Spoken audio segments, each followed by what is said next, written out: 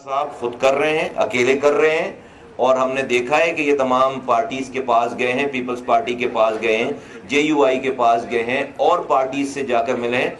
आज ये एमक्यूएम के पास आए हैं। हमने इनको इस बात पर अपनी पूरी तायीद, पूरी एंडोर्समेंट और पूरी इनको सपोर्ट का इयादा इनके साथ किया है, और हमारे डिफरेंसेस कोई थॉट्स में कोई नहीं है, और हम इनके लिए जो है वो जहां जहां अपना रोल प्ले कर सकते हैं। एमक्यूएम एक ताकत है, एमक्यूएम एक जमात है, एमक्यूएम एक बड़ी पार्टी है।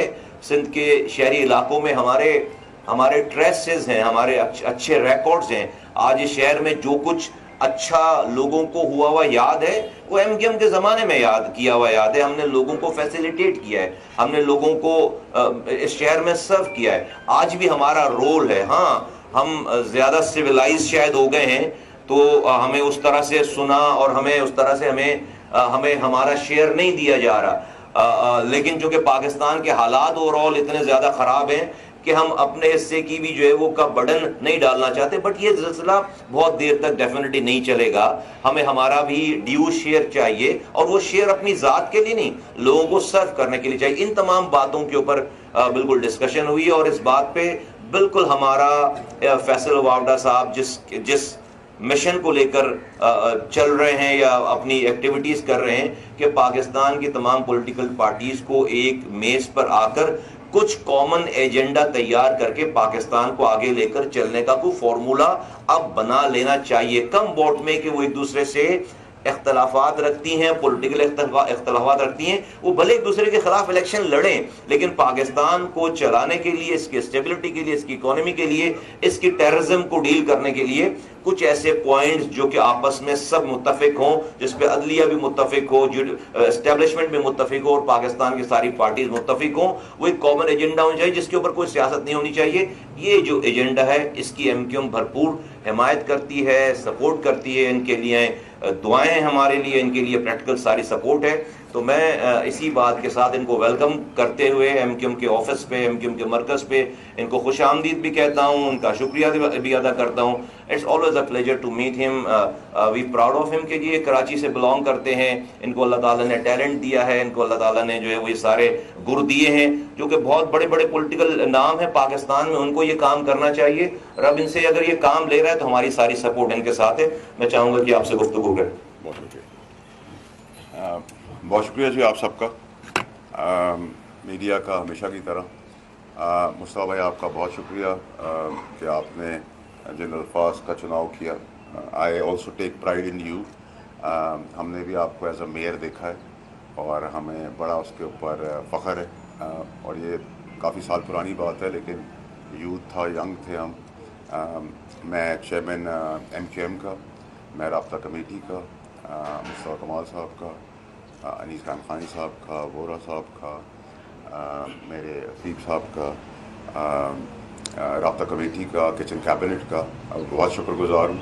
इनके अल्फाजात का, इनका वेलकम करने का, इनका इज़्ज़त और एहतराम देने का मैं दिल की गहराइयों से शुक्र अदा करता हूँ। देखिए जी, यहाँ सारा जो मकसद है, ये सारी पॉलिटिकल पार्टीज़ के पास जाना मेरा, उसका जो मेन रीज़न है नेशनल कॉज।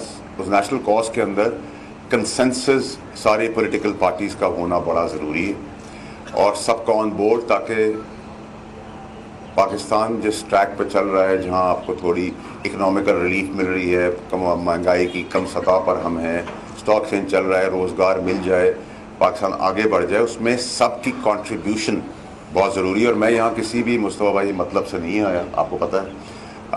ना मैं किसी सियासी दफ्तर में, किले में जाता हूँ। जब मुफाद हो तो मैं रात को 4 बजे भी आ जाऊँ, और मुफाद ना हो तो 4 महीने तक ना आऊँ। ये मेरी पर्सनालिटी का हिस्सा नहीं है। मैं दोस्ती और दुश्मनी दोनों खुल के निभाता हूँ।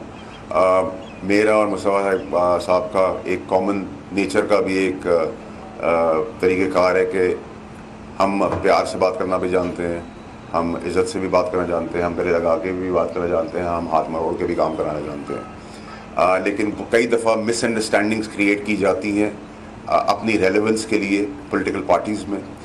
जो मैंने इनकी आगे रखा कि मैं बिलावल साहब से जब मिला तो वो बड़े रिसेप्टिव आदमी हैं, बड़ी पॉजिटिव अप्रोच है उनकी, और उनकी बड़ी अच्छी ख्वाहिशात हैं। उसमें ब्लंटली मुझसे सवाल भी हुआ कि आपने हमारे हिसाब से क्या पाया, ऐसा ही मुस्तफा भाई।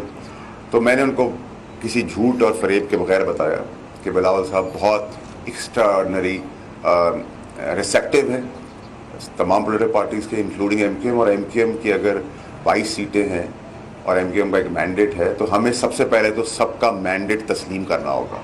हमारा झगड़ा हो सकता है कि किसी का मैंडेट इतना है, किसी का इतना है, किसी का इतना है, ये डिबेट हम चलाते रहेंगे, लेकिन रोज़ बंदे मार देना, रोज़ इनोसेंट लोगों की लाशें गिरा देना, रोज़ धरने और प्रोटेस्ट करके गरीबों के साथ नाइंसाफ़ी करना, ये अब पाकिस्तान नहीं बर्दाश्त कर सकता। मैंडेट का मतलब ये नहीं होता कि आपने सिर्फ इलेक्शन ले लिया, अच्छी अच्छी बात के लिए ज़रूरत पड़ी तो आप आ गए, आपने कहा जी आप हमें यहाँ सपोर्ट करते हैं, हम वहाँ सपोर्ट करते।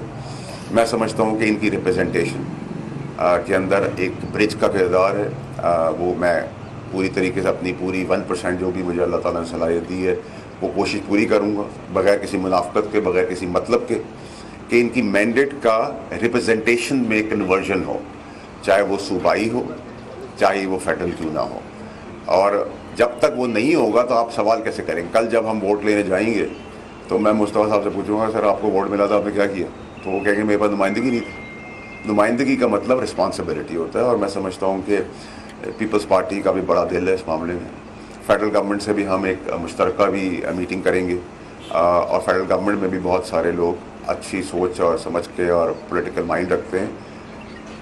उनको भी बताना होगा कि इनकी रिप्रेजेंटेशन ज़रूरी है।